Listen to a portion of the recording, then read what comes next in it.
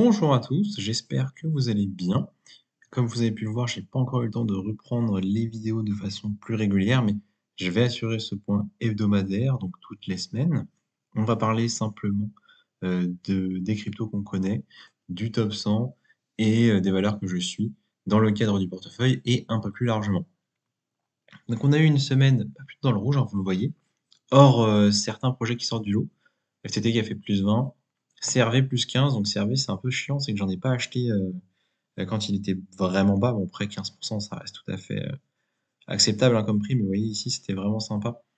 J'en ai pas acheté, donc pour moi j'attends un peu, notamment le reste du marché continue de baisser, hein, plutôt dans le rouge, donc CRV va peut-être suivre. Et on a Wimix, Wimix qui sort complètement du lot.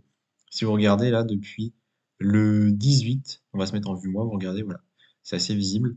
Depuis le 18 septembre, l'explosion, il a fait x2, voire même un petit peu plus. Très impressionnant. Et surtout, c'est le seul, hein, vraiment, il sort du lot. Donc pourquoi? Si vous regardez juste les actus, on n'a pas grand-chose, en tout cas, c'est des actus qui sont anciennes. On n'a vraiment pas grand-chose sur l'année. Alors si on va sur le Twitter, on a quelques données. Vous pouvez voir ici, on a au niveau du 18 septembre ça, donc le Proof of Ecological Transaction. Je ne sais pas dans le fondement qu'est-ce que ça vaut. Honnêtement, je suis pas sûr que ce soit un truc incroyable, mais c'est un premier élément.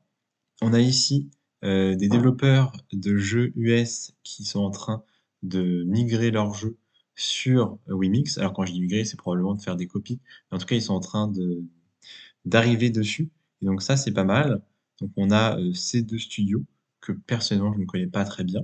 Mais ça peut être un gros point positif, vraiment. Peut-être un feu vert pour Wimix. Et on a ce partenariat avec SK Planet. Donc, des news plutôt sympas depuis le 18. Si on va dans des news plus récentes, il y a des petites actus, mais il me semble pas que ce soit ça. L'essentiel, hein, je pense qu'on est sur les points qu'on a mentionnés tout à l'heure, qui, a priori, ont fait vraiment décoller le projet et en tout cas sa valorisation qui a fait x2. Donc ça c'est cool, moi personnellement j'étais pas dedans, donc tant pis. Au niveau du reste du marché, on voit que c'est plutôt dans le rouge. Comme on le disait, Bitcoin qui est redescendu, hein, il était au 27 il y a une semaine.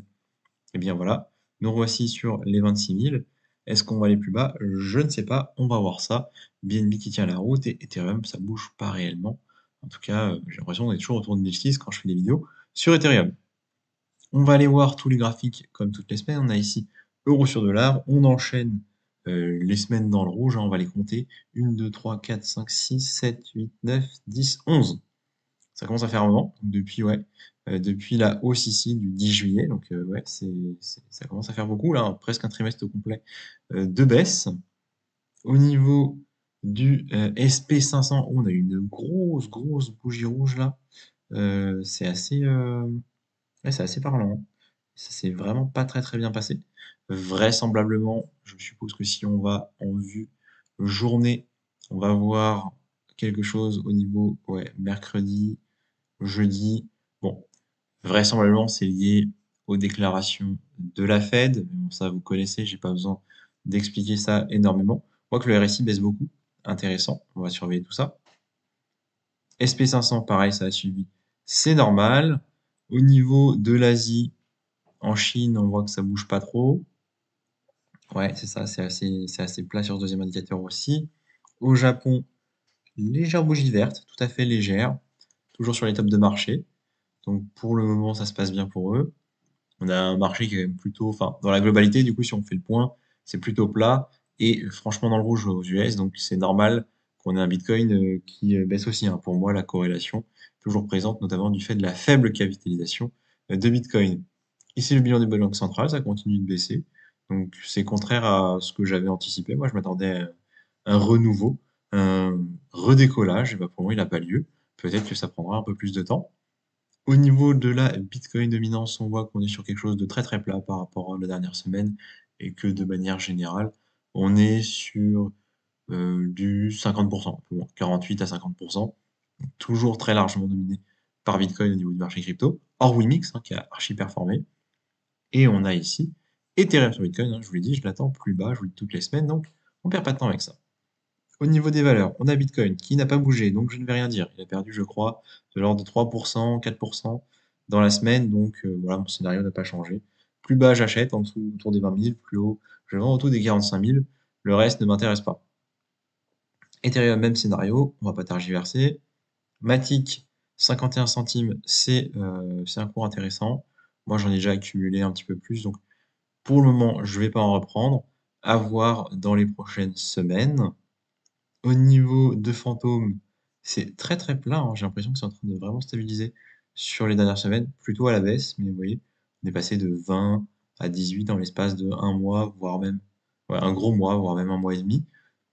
Peut-être une zone sympa pour accumuler, là, vraiment, ça ressemble à une structure qui voudrait décoller, sachant que Fantôme est, à mon avis, un bon projet.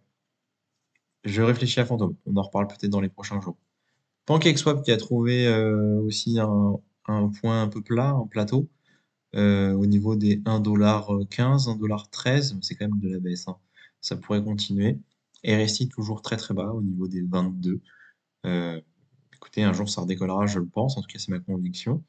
On peut aller regarder l'activité, hein, de PancakeSwap pour s'en rendre compte. N'hésitez pas à aller jeter un œil sur le défi là-bas.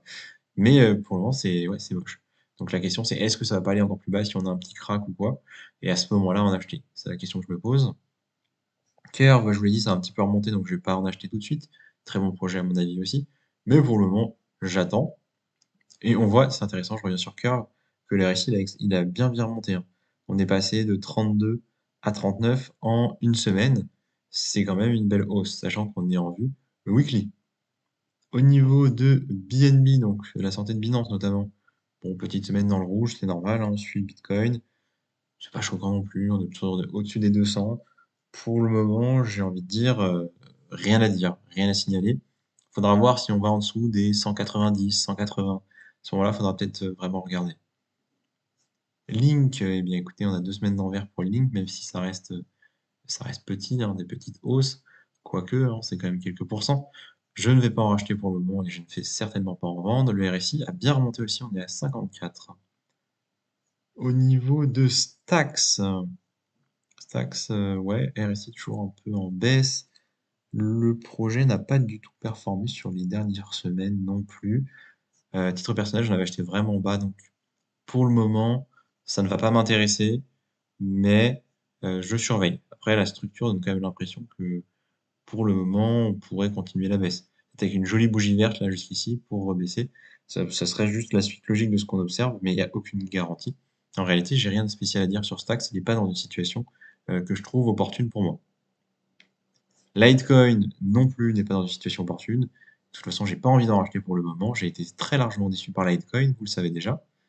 Quand, quand il est en train de bien baisser, moi j'en ai acheté ici, je vous avais dit vers les 115 là.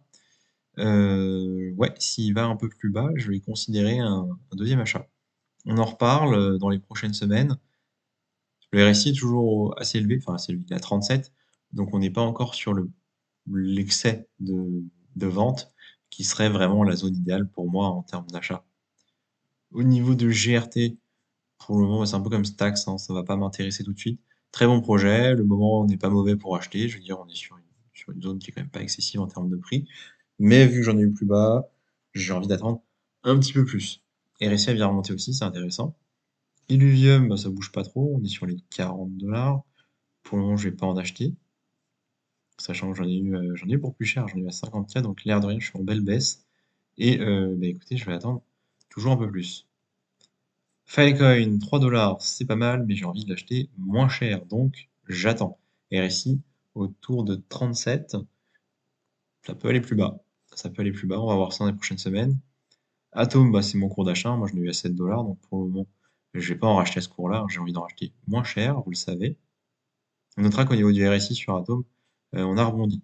On a rebondi, donc c'est notable, hein. Mais on l'a touché à 30 vraiment ici, et on est légèrement au-dessus. Casper, qui continue sa correction d'avril en fait, hein, rien de spécifique ici. Je pense que c'est un bon projet, je pense que ça vaut le coup de mettre une petite pièce dessus. Est-ce que le moment est opportun? Je ne sais pas. RSI encore assez élevé. Pour moi, le marché est en tendance baissière de façon globale et devrait aller plus bas. Donc je ne suis pas pressé. Loopring, il va faire des plus bas de plus en plus bas, j'ai l'impression depuis un certain temps. bien qu'on ne soit pas encore sur la zone vraiment ici intéressante des 14 centimes, 15 centimes. Donc j'attends, on verra quand on y sera. RSI proche des 30. DOT, j'en avais acheté à 4,2, il est à 4, donc je vais attendre beaucoup plus avant d'en racheter.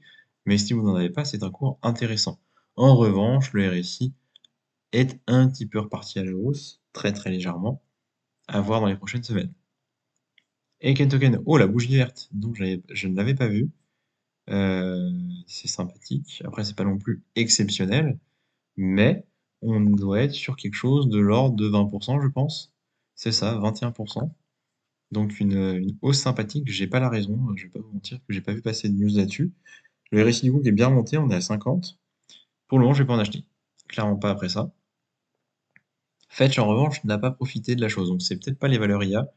On va voir AGX, c'est ça, c'est pas les valeurs IA, c'est vraiment Aiken Token qui a dû profiter d'une news spécifique ou d'un achat assez important de la part de quelques personnes pour ce pub. Donc c'est intéressant à suivre.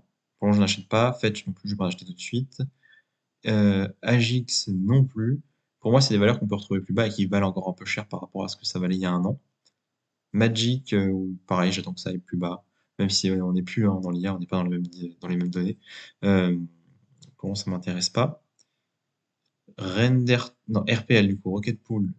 Rocket Pool qui nous fait, ouais, non, ça continue la baisse, hein, c'est une semaine verte ridicule, donc ça continue la baisse.